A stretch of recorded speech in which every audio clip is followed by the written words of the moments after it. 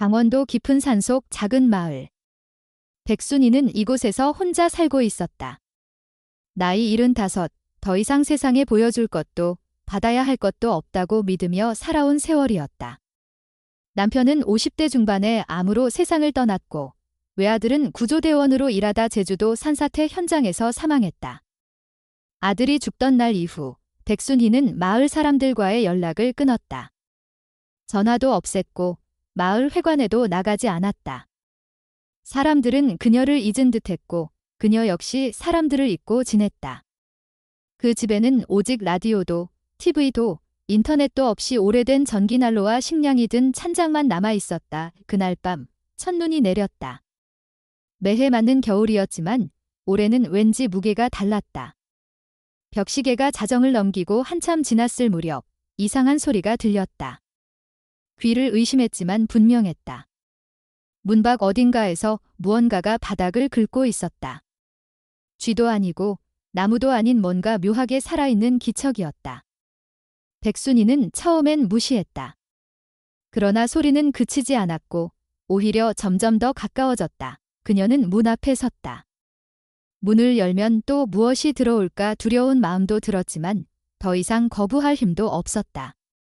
문을 열자 그곳엔 흰색 진돗개 한 마리가 서 있었다.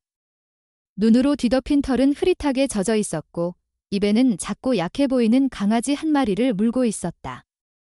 그 개는 아무 소리도 내지 않았고 눈빛엔 어떤 애원도 담겨 있지 않았다. 그저 조용히 무언가를 전하려는 듯 서 있었다. 그 순간 백순이는 이상한 감정을 느꼈다. 그 개가 무언가를 요구하는 것도 도움을 구하는 것도 아니라는 걸 직감했다. 그것은 선택이 아니라 받아들일 수밖에 없는 상황에서 온 고요한 결단처럼 느껴졌다. 그녀는 말없이 문을 더 열었다. 개는 아무 망설임 없이 안으로 들어왔고 입에 물고 있던 강아지를 조심스레 내려놓았다. 백순이는 그저 바라봤다. 무엇을 해야 할지도 몰랐고 해야 할지 말아야 할지도 판단하지 못했다. 개는 곧바로 밖으로 나갔다. 다시 혼자가 된 것이란 약한 숨소리만 남았다. 어린 강아지는 거의 움직이지 않았지만 분명히 살아있었다. 백순이는 아무 말 없이 강아지를 보았다. 손은 떨렸고 심장은 오래전 잊었던 방식으로 뛰고 있었다. 한참 후 그 개가 다시 돌아왔다. 이번엔 다른 강아지를 입에 물고 있었다. 같은 방식으로 아무 소리 없이 조용히 안으로 들어왔다. 그리고 두 번째 강아지를 첫 번째 곁에 두고 다시 나갔다. 이 과정은 반복되었다. 세 번째, 네 번째, 다섯 번째. 그녀는 손도 대지 않은 채 그 모습을 지켜보기만 했다. 그 개는 무거운 눈을 뚫고 점점 무거워지는 발걸음으로 하나씩 하나씩 강아지를 옮겨왔다. 백순이는 잠들지 않았다. 그녀는 수년간 아무도 기다리지 않았다. 그런데 그날 밤 그녀는 기다리고 있었다. 개가 돌아오기를, 문이 또 한 번 열리기를, 어린 생명이 하나 더 들어오기를. 그건 돌봄이 아니라 받아들임이었다. 누구도 부탁하지 않았지만 그녀는 이미 무언가를 맡고 있었다. 7번째 강아지를 내려놓고 나간 개는 오래 돌아오지 않았다. 백순이는 문 앞에 서서 기다렸다. 그녀는 자신이 왜 그러는지도 알 수 없었다. 단지 그 개가 아직 마지막 하나를 남겨두었다는 것을 느꼈고 그 마지막 하나가 돌아오지 못한다면 지금까지의 모든 것이 무너질 것만 같았다. 마치 수십 년 전 아들이 산에서 돌아오지 않던 그날처럼 마지막으로 문이 열렸을 때 백순이는 스스로도 모르게 한 발짝 나아갔다. 개는 8번째 강아지를 조심스럽게 내려놓았다. 온몸은 눈에 젖어 있었고 숨소리는 무겁고 천천히 이어졌다. 하지만 개는 결코 주저하지 않았다. 백순이는 가만히 있었다. 이제 그 개가 무엇을 하든 자신은 그저 받아들이겠다고 다짐했다. 개는 마지막 강아지를 내려놓은 뒤 안으로 들어오지 않았다. 그저 문 앞에서 안을 바라보며 섰다. 그 눈빛에는 다시 나갈 각오가 있었다. 그러나 그 순간 백순이는 조용히 문을 닫지 않았다. 그녀는 그대로 문을 열어둔 채 자리에 앉았다. 문은 열려 있었고 바깥에서 찬바람이 들어왔지만 그녀는 난로에 장작을 더 넣지 않았다. 걔는 잠시 후 조심스레 안으로 들어왔다. 아무런 소리도 몸짓도 없이 그날 밤 백순이는 그 개에게 이름을 붙여주었다. 아무도 부르지 않던 이름을. 그 이름은 다름이었다. 이유는 없었다. 다만 그 존재 자체가 삶 속에 남아있는 마지막 아름다움처럼 느껴졌기 때문이었다. 백순이는 오랜만에 숨을 크게 들이켰다. 집안은 이제 혼자가 아니었다. 어떤 질문도 해답도 없이, 그러나 무언가 다시 시작되었다는 것만은 분명했다. 그녀는 그 사실을 인정하지 않으려 했지만 마음속 깊은 곳에서 무언가 움직이고 있다는 걸 부정할 수 없었다. 그녀는 다시 눈을 감았다. 창밖은 여전히 하였고 집안은 여전히 조용했다. 그러나 이제는 그 조용함이 고독이 아니었다. 그것은 기다림이었다. 받아들임의 조용한 첫걸음이었다. 누군가가 무엇을 맡긴다면, 누군가가 무엇을 전하려 한다면 이제는 들을 준비가 되어 있었다. 그리고 백순희는 그 밤 오랫동안 잠들지 못했다. 하지만 그것은 괴로움 때문이 아니었다. 어쩌면 그건 오랜 세월 끝에 처음으로 다가온 감정 때문이었다. 잊고 살았던 감정. 돌보고 싶은 마음. 누군가를 지켜주고 싶은 본능. 자신이 여전히 그런 존재라는 것을 알게 된 낯설고도 뜨거운 밤이었다. 그날 밤, 백순이는 단 한순간도 눈을 감지 않았다. 침묵 속에서 시간은 멈춘 듯 흘렀고 작은 숨소리 하나하나에 귀를 기울였다. 아름이 처음 아이를 안고 들어온 뒤 문이 닫히지 않은 채 열려 있었다. 바람이 들어왔지만 그녀는 난로에 장작을 더 넣는 대신 기다리는 쪽을 택했다.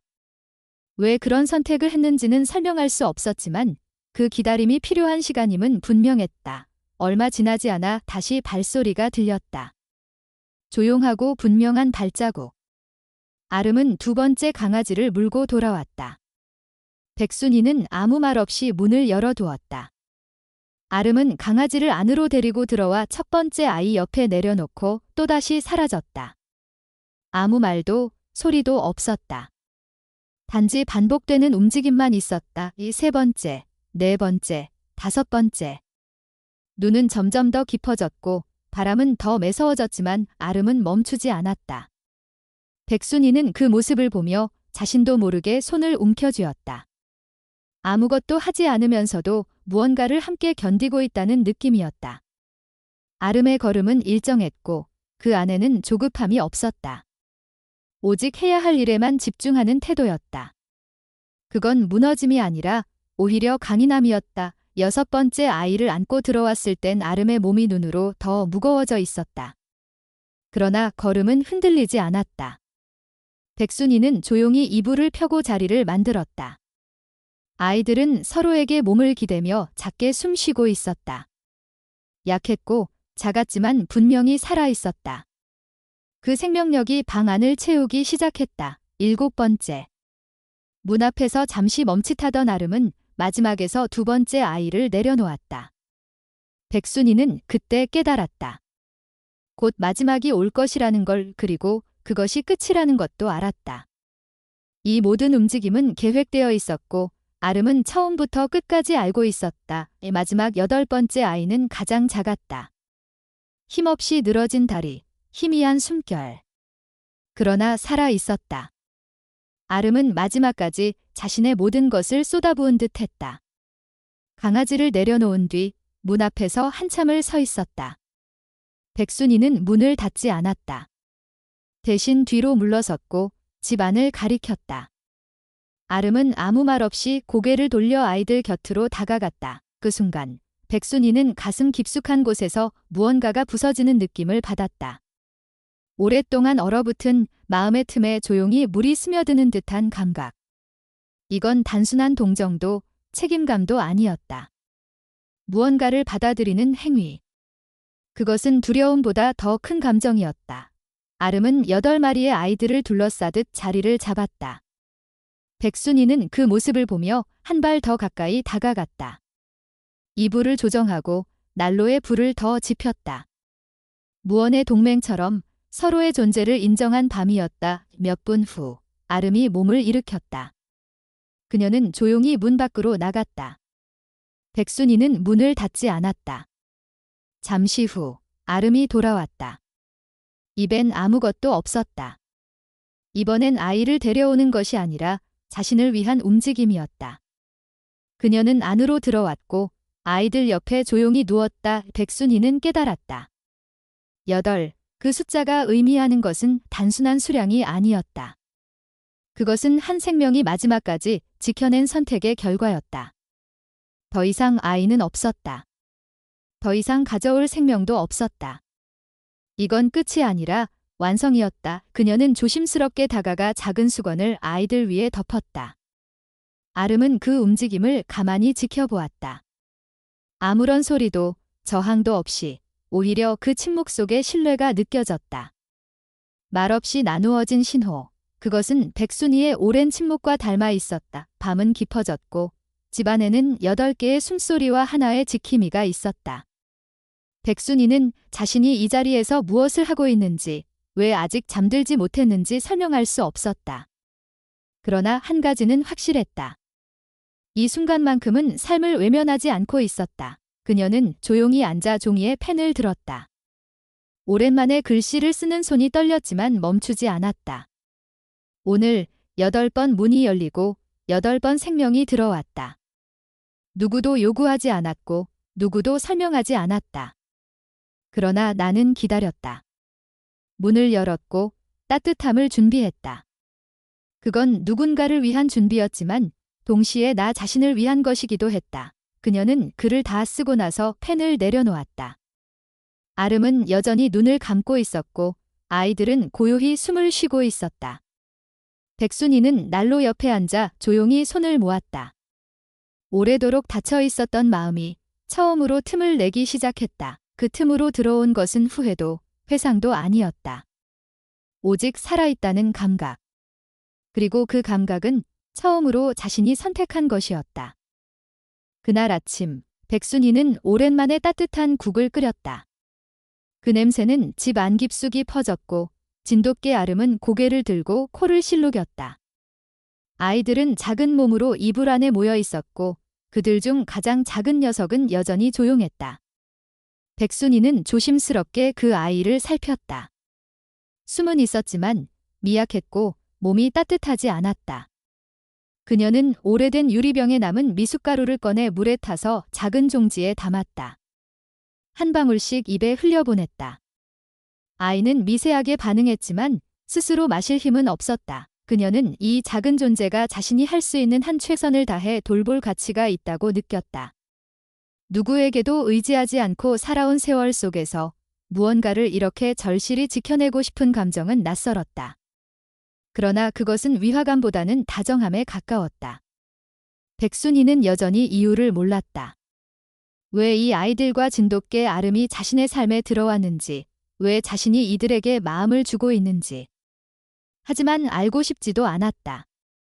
다만 하루하루가 의미 있어졌다는 것만으로 충분했다. 점심 무렵 창가에 작은 종이 봉투가 걸려있는 걸 발견했다. 누가 다녀간 것인지 몰랐지만 안에는 조심스럽게 포장된 밥 2공기와 된장국이 담긴 보온병이 있었다. 그 아래엔 손글씨로 쓴 쪽지가 있었다. 길이 험했지만 나도 예전에 그랬어요. 함께 살아가는 방법은 어쩌면 이런 데서 시작될지도 몰라요. 혼자가 아니라는 걸 잊지 마세요.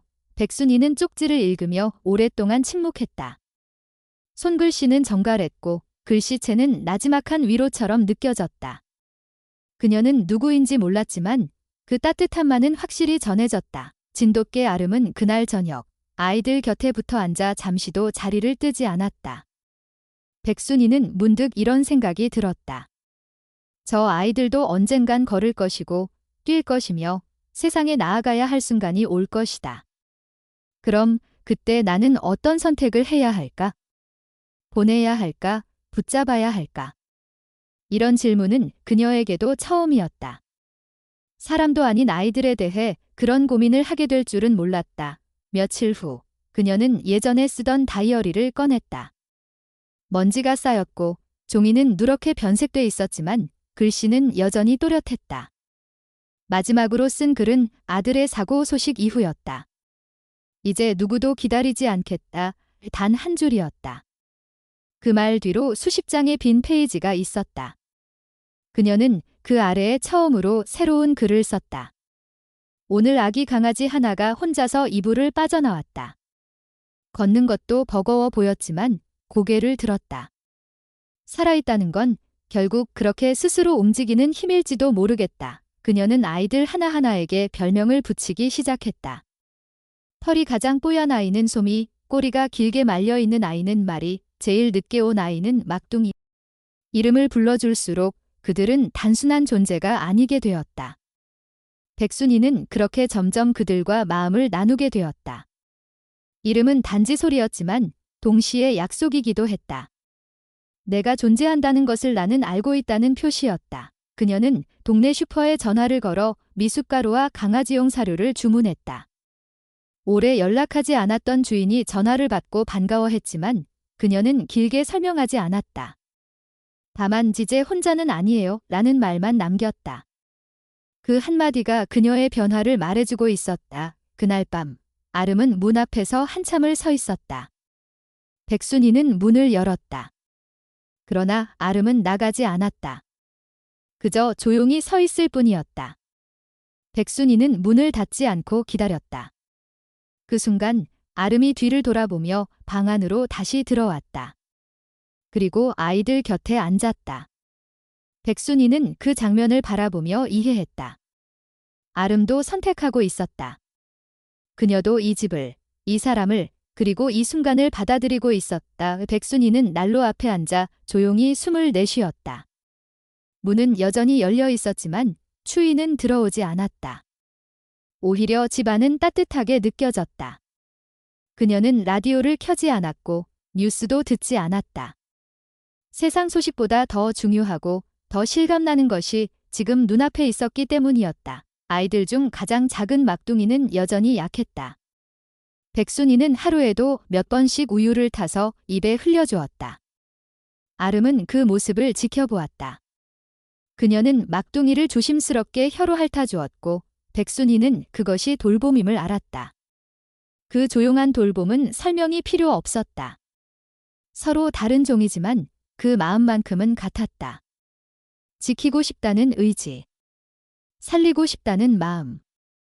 그 감정이 너무 오랜만이라 백순이는 가끔 감당이 되지 않았다.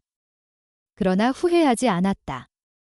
오히려 감사했다. 며칠 후 마을의 노인회장이라는 사람이 찾아왔다. 오랜만의 방문이었다. 그는 그녀의 집 앞에서 조심스럽게 말을 건넸고 백순이는 문을 열었다. 짧은 인사를 나눈 뒤 그는 말했다. 요즘 당신 집에서 아기 강아지 우는 소리가 자주 들립니다. 무슨 일이 있는 건지 궁금해서 왔습니다. 백순이는 미소 지었다. 그리고 말했다. 아이들이 조금 시끄러울 수는 있죠. 그래도 건강하다는 증거 아닐까요? 그 남자는 잠시 말을 잇지 못했다. 몇 년간 폐쇄적으로 살던 여인이 이렇게 밝게 말하는 모습을 본 것은 처음이었다. 그는 조용히 고개를 끄덕였다. 그리고 돌아서며 말했다. 필요한 거 있으면 말해주세요. 예전처럼 혼자 계신 줄 알았어요. 백순이는 고맙다는 말을 남겼다. 그 말 속에는 더 많은 의미가 담겨 있었다. 그녀는 혼자가 아니었다. 그리고 이 집도 더 이상 침묵만으로 가득하지 않았다. 밤이 깊어지자 아름은 아이들 곁에 눕고 백순이는 이불을 덮으며 말했다. 우리 내일도 잘 해보자. 그 말은 오래도록 허공에 남아 있었고 조용히 집안을 감쌌다. 그 누구도 듣지 않았지만 분명히 그 공간 안에 스며들었다. 그리고 그 말은 이 집에서 다시 시작된 삶을 축복하는 가장 조용한 선언이었다. 눈이 다시 거세게 내리기 시작한 날, 바람은 집의 벽면을 흔들 정도로 강했다. 백순이는 아침부터 불안했다. 라디오에서 폭설 예보를 들었고 기온도 급격히 떨어졌다. 하루 종일 물은 얼어 있었고 굴뚝에서 나오는 연기는 낮게 깔렸다. 아름과 강아지들은 여전히 조용히 있었다. 백순이는 하루 3번 사료를 나누고 물이 어는 것을 막기 위해 끓인 물을 식혀서 그릇에 채웠다. 모든 일상이 일정하고 규칙적이었지만 그날은 마음이 계속 편치 않았다. 저녁 무렵 바람이 더욱 거세졌고 집 외벽에서 이상한 소리가 났다. 백순이는 서둘러 나가 외부를 살폈다. 며칠 전 아름을 위해 직접 만든 작은 외부 쉼터가 눈과 바람에 흔들리고 있었다. 나무 판자 몇 장으로 급하게 지은 구조물은 이미 한쪽 벽이 반쯤 떨어져 있었고 지붕도 기울고 있었다. 그녀는 안으로 들어가 장갑과 망치를 챙겼지만 바람이 너무 심해 보수를 할 수 있는 상황이 아니었다. 아름은 아이들을 향해 몸을 낮추고 자리를 지키고 있었다. 백순이는 안으로 데려오려고 몇 번이나 손짓했지만 아름은 움직이지 않았다. 눈빛은 강했고 아이들을 지키려는 의지가 분명했다. 결국 백순이는 강아지들을 하나씩 안으로 데려왔다. 그녀는 눈 속에서 빠르게 움직였고 바람은 거칠게 휘몰아쳤지만 멈추지 않았다. 하나씩 품에 안고 따뜻한 방 안으로 옮기며 그녀는 마치 과거로 돌아간 듯한 기분을 느꼈다. 응급실에서 환자들을 이송하던 그때 붕괴된 건물 잔해 속에서 생존자를 찾아냈던 구조대의 마지막 현장. 사람들은 목숨을 걸고 남을 살리려 했고 그 현장에서 그녀는 아들을 잃었다. 지금의 아름도 같은 일을 하고 있었다. 자신의 몸을 던져 작은 생명을 지키고 있었다. 아이들을 모두 방 안으로 들인 후 백순이는 다시 밖을 살폈다. 아름은 여전히 그 자리에 있었다. 그녀는 한 걸음 뒤로 물러나 문을 열었다.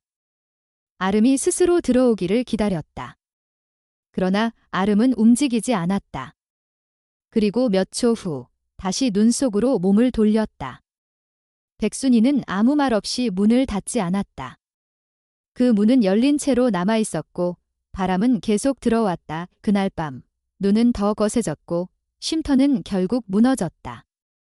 백순이는 난로 옆에 아이들을 따뜻한 담요에 감쌌고 아름이 돌아오기를 기다렸다.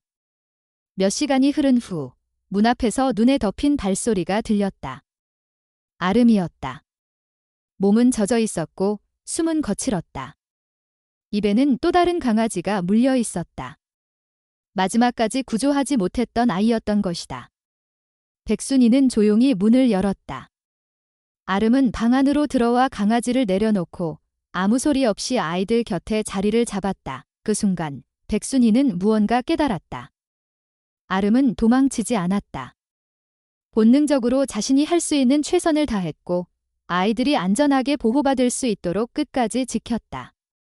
그것은 단순한 동물의 행동이 아니었다. 책임이었고 선택이었다. 그리고 그녀는 이제 그것이 무엇을 의미하는지 알고 있었다. 아름이 쉬고 있는 동안 백순이는 담요를 더 꺼내 덮어주고 다시 난로에 장작을 넣었다.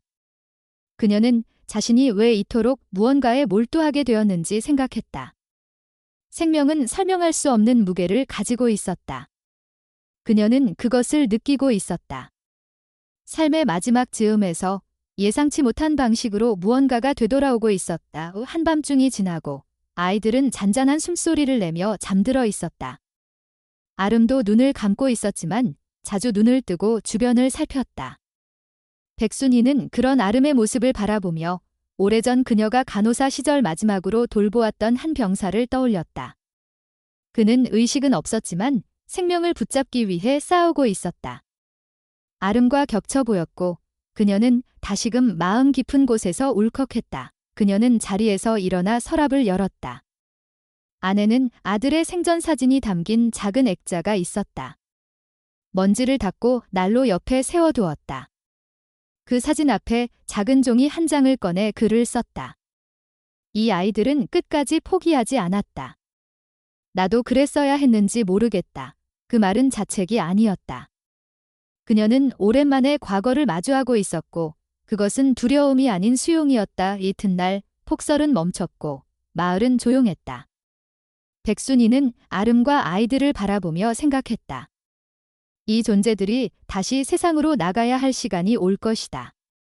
그녀는 그 사실을 알고 있었고 준비하기 시작했다.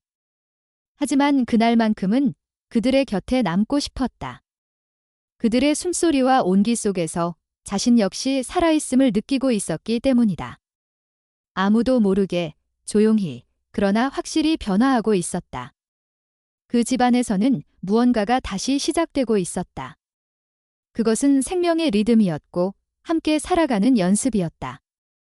백순이는 새벽부터 잠을 설쳤다.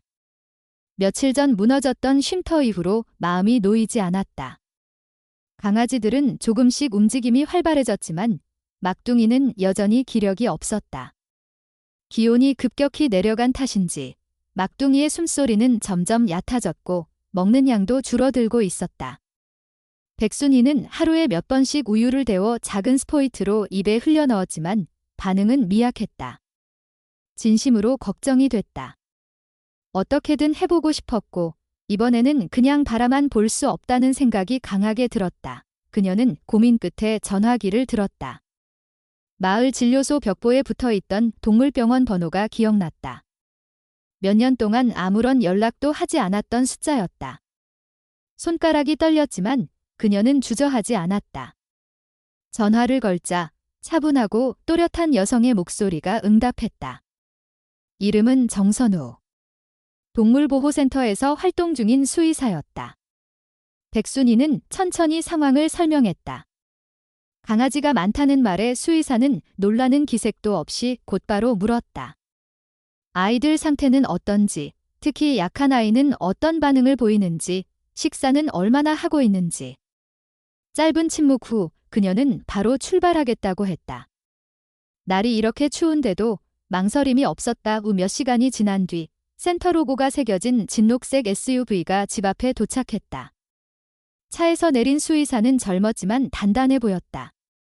짙은 색 패딩과 털모자를 쓰고 있었고 손엔 간이 의료 가방을 들고 있었다. 그녀는 문 앞에서 짧게 인사를 건네고 곧장 안으로 들어왔다. 백순이는 이 여자가 낯설지 않다고 느꼈다. 어떤 공기, 어떤 단정한 기운이 예전 군 병원에서 만났던 간호장교를 떠올리게 했다. 정선우는 말이 많지 않았다. 그녀는 방 한가운데에 앉아 강아지들을 하나씩 살폈다. 체온을 확인하고 눈과 잇몸을 점검하고 가슴팍에 청진기를 댔다. 아이들이 놀라지 않도록 조심스럽게 움직였다. 그녀는 중간중간 작은 목소리로 메모를 중얼거렸다. 심박 정상.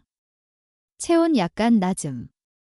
수분 부족 경미. 그녀는 전문적이면서도 다정했다. 막둥이를 살필 때는 얼굴이 조금 굳어졌다. 숨이 약했고 몸은 너무 식어 있었다. 그녀는 백순이를 바라보고 말했다. 지금은 아직 괜찮지만 오늘 밤이 고비일 수 있어요. 온기를 최대한 유지하고 수분을 자주 공급해주세요. 정선우는 작은 담요와 전기 핫팩, 그리고 어린 강아지를 위한 특수 분유를 꺼내 건넸다. 백순이는 그 물건들을 받아들며 처음으로 안심하는 기분을 느꼈다. 그들은 함께 아이들을 돌봤다. 선우는 작은 포대에 담요를 깔고 막둥이를 그 안에 넣었다. 백순이는 미숫가루보다 연한 분유를 데워 그녀에게 건넸다. 선우는 작은 주사기에 그 분유를 담아 막둥이의 입가에 대고 조심스럽게 흘려보냈다. 아이는 약하게 반응했다. 선우는 그 반응에 미소를 지었다. 아직 버틸 힘이 있어요. 그날 하루 정선우는 돌아가지 않았다. 밖은 여전히 눈이 내리고 있었고 강아지 상태가 완전히 안정되지 않았기 때문이다. 백순이는 선우에게 따뜻한 국을 끓여주었다. 둘은 식사 중 많은 말을 나누진 않았지만 공기는 편안했다. 선우는 이 일에 왜 들어오게 되었는지 17살 때 키우던 강아지를 잃고 무력했던 기억을 이야기했다. 다시는 그런 무력감을 느끼고 싶지 않아 수의사가 되었고 그 이후 구조활동도 함께하게 되었다는 이야기였다. 백순이는 조용히 들었다. 그녀는 자신의 과거를 쉽게 꺼내지 않았다. 하지만 이번에는 조금 달랐다. 식사를 마친 후 선우가 강아지를 돌보고 있을 때 그녀는 작은 목소리로 말했다. 나도 누굴 지키고 싶었어. 근데 못했어. 이번엔 다르게 하고 싶어. 선우는 고개를 끄덕였다. 그 말이 모든 걸 설명해주고 있었다. 밤이 깊어지자 막둥이의 상태는 조금씩 호전되었다. 따뜻한 포대 속에서 약하게 몸을 움직였고 숨소리도 안정적으로 들리기 시작했다. 백순이는 몇 시간 동안 한 번도 자리를 뜨지 않았다. 선우와 번갈아가며 아이를 돌봤고 그 시간 동안 무언가 단단하게 쌓여가는 느낌을 받았다. 그건 돌봄을 넘어선 신뢰였고 신뢰를 넘어선 다짐이었다. 새벽 3시 막둥이는 처음으로 미약한 울음소리를 냈다. 작고 약한 소리였지만 그 울음은 두 사람 모두를 움직였다. 선우는 미소 지으며 말했다. 이 아이, 살겠어요. 백순이는 말없이 고개를 끄덕였다.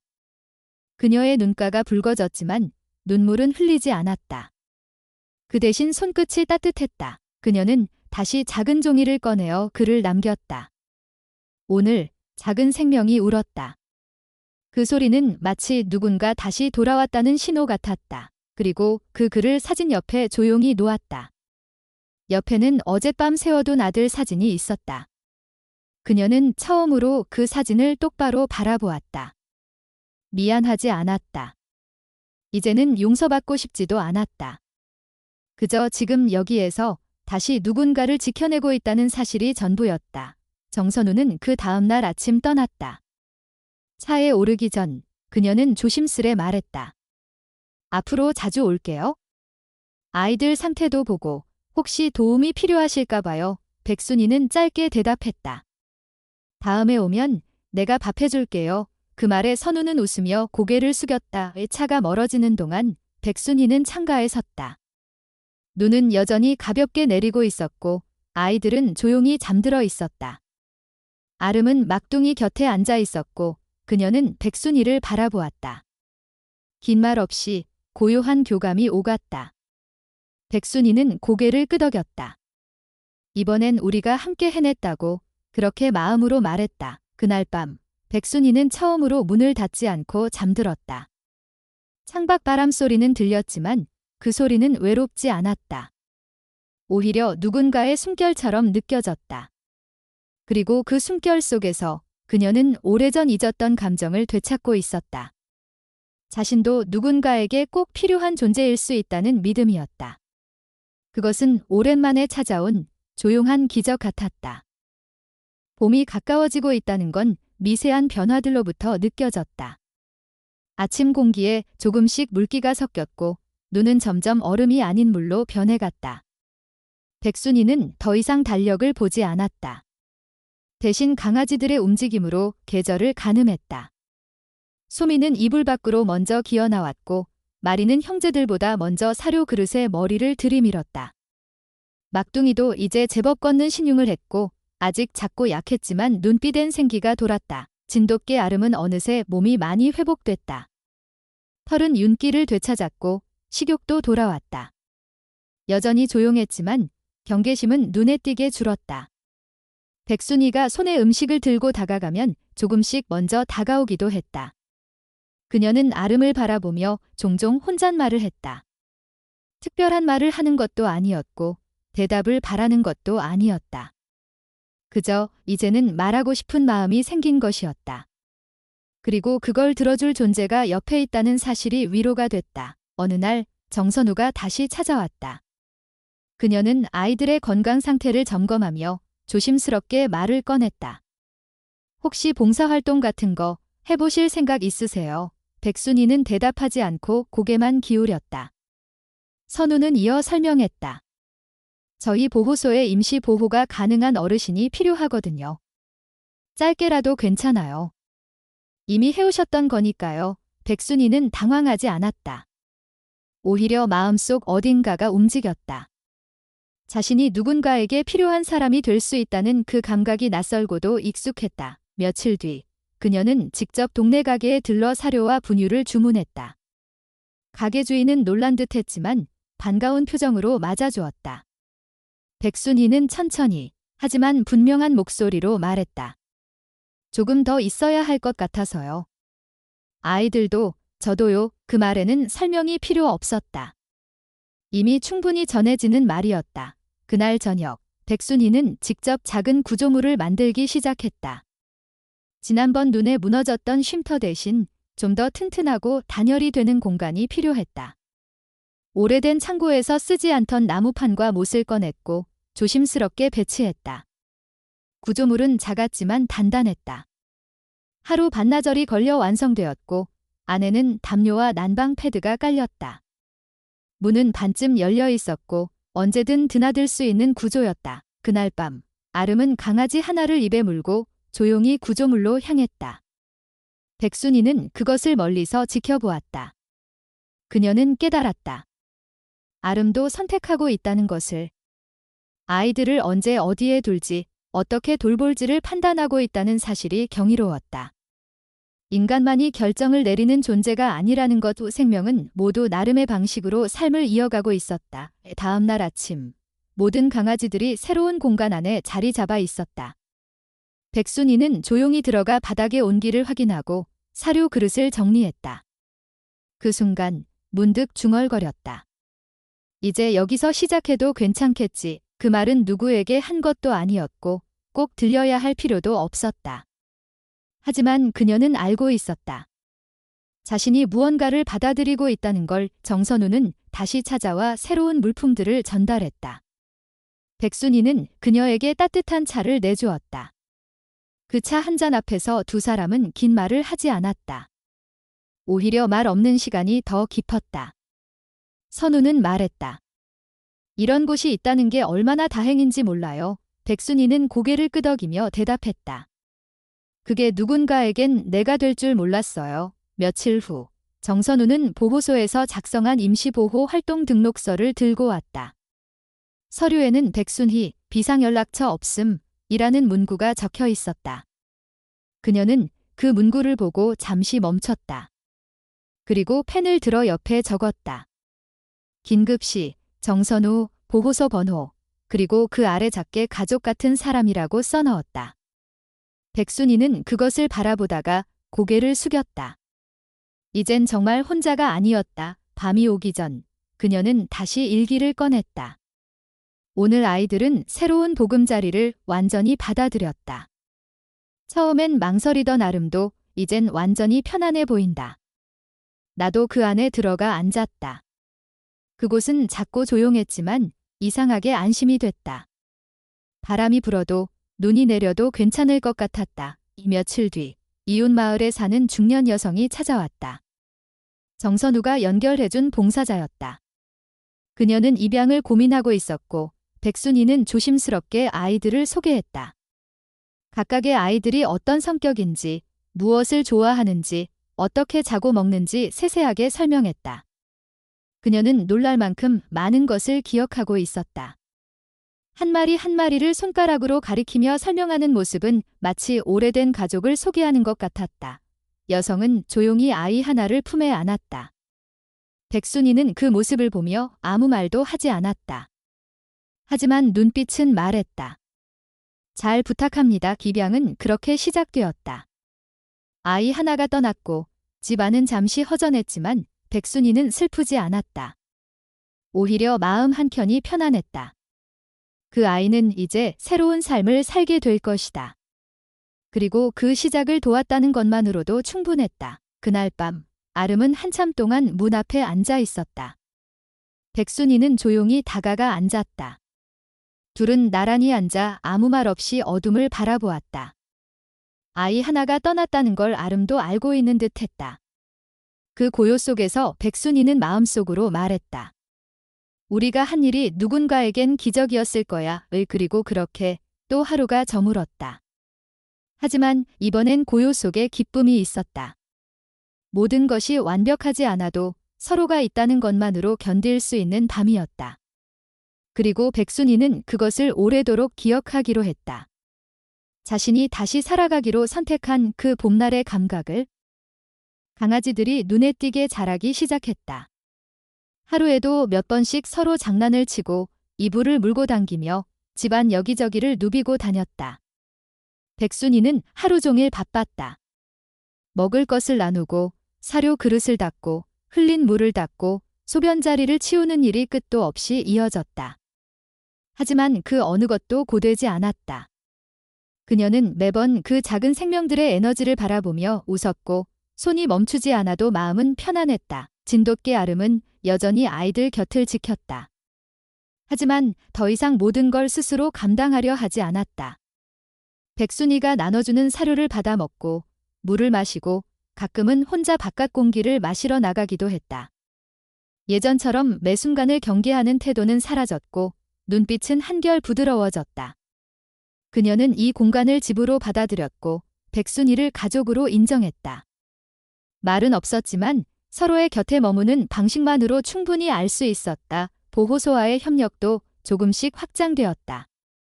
정선우는 정기적으로 방문했고 입양 신청을 위한 상담이 늘어났다. 첫 번째로 떠난 강아지는 한 아이의 정서 치료를 위해 특별한 훈련을 받게 되었고 또 다른 아이는 외로운 어르신의 반려견이 되기 위해 준비 중이었다. 강아지들이 새로운 가족을 찾아 떠날 때마다 백순이는 그들을 조용히 배웅했다. 울지 않았다. 그 대신 강아지를 처음 품에 안았던 순간들을 떠올리며 그들이 살아남았다는 사실에 감사했다. 동네 사람들의 반응도 변했다. 이전에는 폐쇄적이고 고립되어 보였던 그녀의 집이 이제는 활기차고 따뜻한 장소로 느껴졌다. 간혹 길을 지나던 이들이 창문 안에 강아지들을 보고 미소를 짓기도 했고 몇몇은 직접 찾아와 간식을 놓고 가기도 했다. 한 아이의 엄마는 손수 만든 강아지용 간식을 봉투에 담아 전해주었다. 그 봉투 안에는 짧은 쪽지가 함께 들어 있었다. 이 작은 생명들 덕분에 저희 아이가 웃어요. 감사합니다. 백순이는 그 쪽지를 책갈피처럼 다이어리에 끼워 두었다. 어느 날 정선우가 말했다. 아이들이 다 떠나고 나면 아름이는 어떻게 하실 생각이에요? 백순이는 망설임 없이 대답했다. 떠나지 않을 거예요. 여기가 그 아이의 자리니까. 그 말에 선우는 조용히 미소 지었다. 아무도 부르지 않았지만 아름은 이 집의 중심이었다. 그녀는 아이들을 살렸고 백순이를 일으켰으며 집안의 온기를 불러들였다. 아름이 없었다면 지금의 변화도 존재하지 않았다는 걸 모두가 알고 있었다. 아이들이 하나둘 떠나고 집안은 조금씩 조용해졌다. 처음엔 허전했지만 곧 그 빈자리를 온기가 채웠다. 남은 몇 마리도 곧 새로운 가족을 만나게 될 예정이었고 그 과정 속에서 백순이는 예전과는 다른 자신을 발견했다. 그녀는 더 이상 이별을 두려워하지 않았다. 처음부터 끝까지 지켜본 시간들이 그녀를 단단하게 만들었다. 지켜내는 것이 이별의 끝이 아니라 또 다른 시작이라는 것을 몸으로 이해하게 된 것이다. 그녀는 어느 날 아침 작게 중얼거렸다. 이제 나도 괜찮은 사람이 된 것 같아. 이 혼잣말이었지만 아름은 그녀를 바라보며 가볍게 꼬리를 흔들었다. 그 작은 반응에 백순이는 다시 웃었다.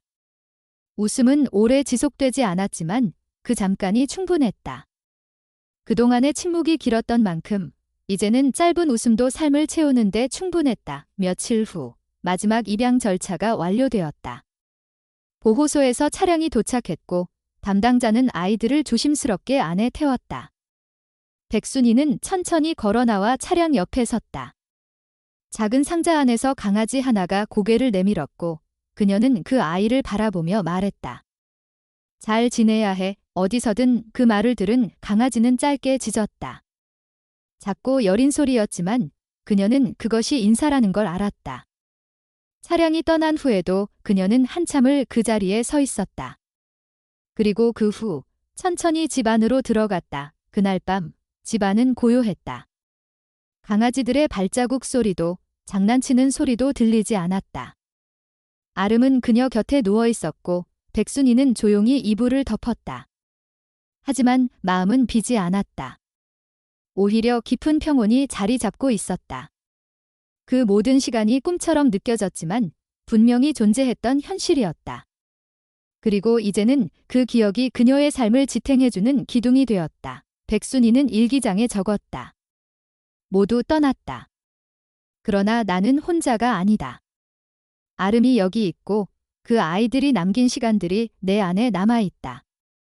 삶이 다시 움직이기 시작했다. 조용히, 그러나 분명하게 며칠 뒤 보호소에서 연락이 왔다. 새로 구조된 어미견과 새끼들이 임시 보호가 필요하다는 요청이었다. 정선우는 망설이며 말했다. 혹시 가능하실까요? 백순이는 웃으며 대답했다. 당연하지. 준비는 이미 되어 있어. 그녀는 다시 담요를 꺼내고 사료를 주문했다. 그리고 다이어리 한 페이지를 넘겨 새로 적기 시작했다. 다시 시작이다. 이번엔 어떤 아이들이 내게 올까? 어떤 이름을 지어줄 수 있을까? 어떤 시간을 함께하게 될까? 궁금하고 고맙고 조금은 설렌다. 그날 저녁 그녀는 아름과 함께 구조물 안을 정리했다. 아름은 익숙한 손놀림을 지켜보았고 백순이는 작은 목소리로 말했다. 이제 우리 또 해보자. 말은 짧았지만 뜻은 충분했다. 다음 생명들을 맞이할 준비는 끝났다. 그리고 그 준비는 오래전부터 마음속에서 자라나고 있었다.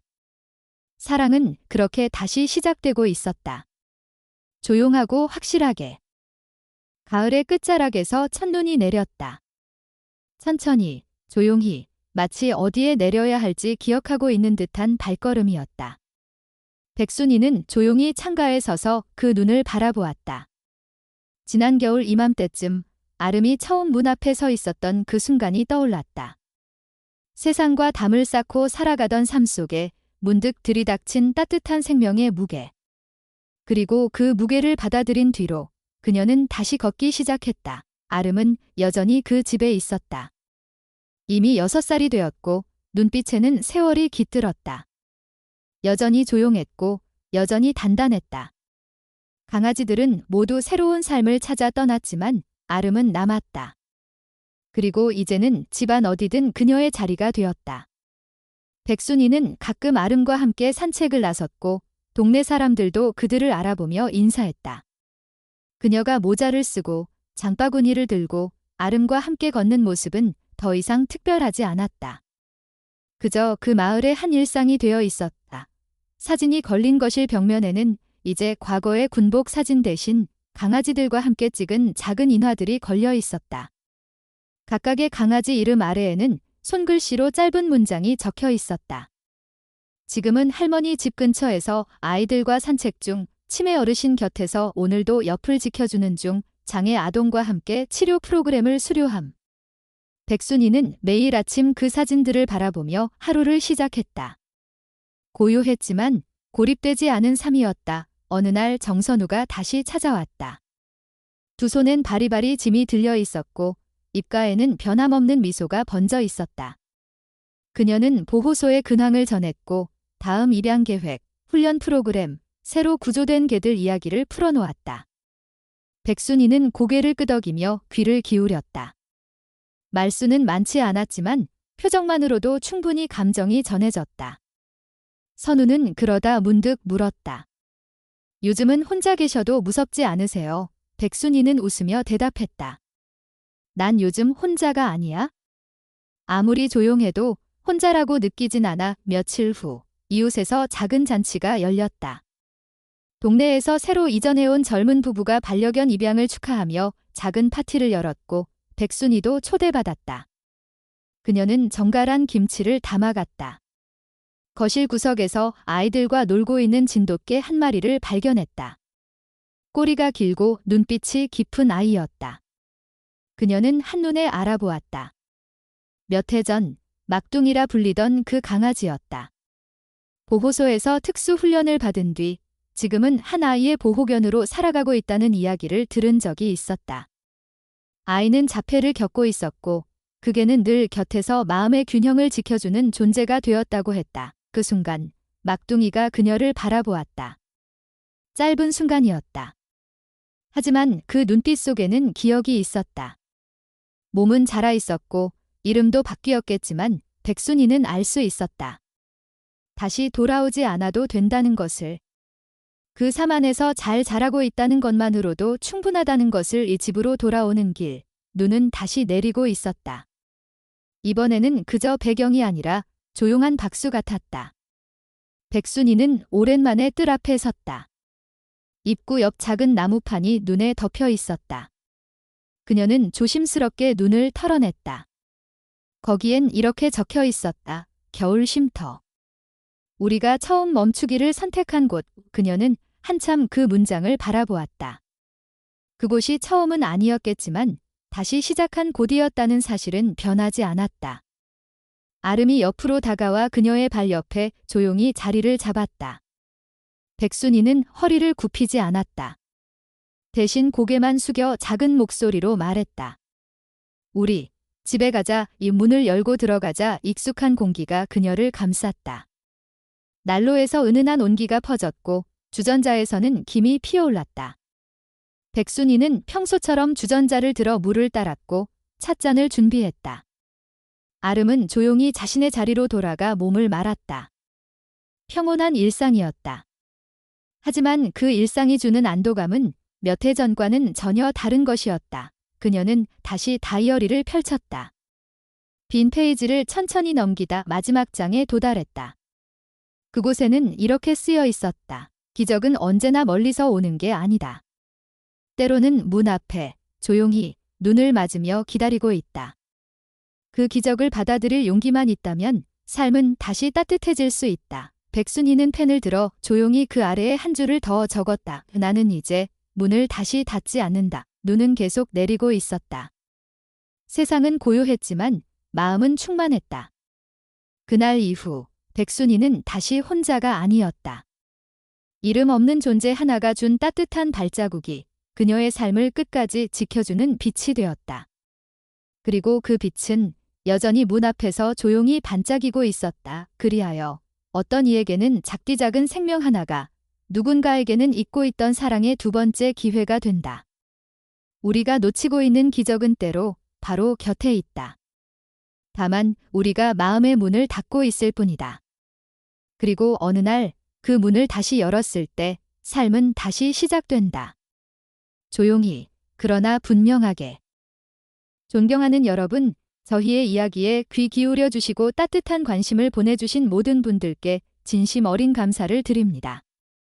이 이야기는 단지 한 사람과 한 동물의 만남이 아닌 삶의 끝자락에서도 우리가 다시 시작할 수 있다는 가능성과 작고 연약한 생명 하나가 우리에게 얼마나 큰 울림을 줄 수 있는지를 보여주는 시간이었습니다. 우리 주변의 작은 존재들을 향한 따뜻한 시선, 그리고 스스로 닫아두었던 마음의 문을 다시 열 용기를 내는 일이야말로 지금 이 시대에 꼭 필요한 메시지라 생각합니다. 누군가의 하루를 지켜주는 존재가 되고 서로에게 기적이 되어줄 수 있다는 희망을 함께 나누고 싶습니다. 이 감동이 더 많은 사람들에게 전해질 수 있도록 여러분의 소중한 좋아요 한 번, 진심이 담긴 댓글 한 줄, 그리고 구독 한 번이 큰 힘이 됩니다. 여러분 한 분 한 분의 응원이 저희에게는 더 좋은 이야기로 다시 찾아뵐 수 있는 원동력이 됩니다. 다시 한번 깊은 감사의 마음을 전하며 늘 건강과 평안이 함께하시기를 진심으로 기원합니다. 고맙습니다.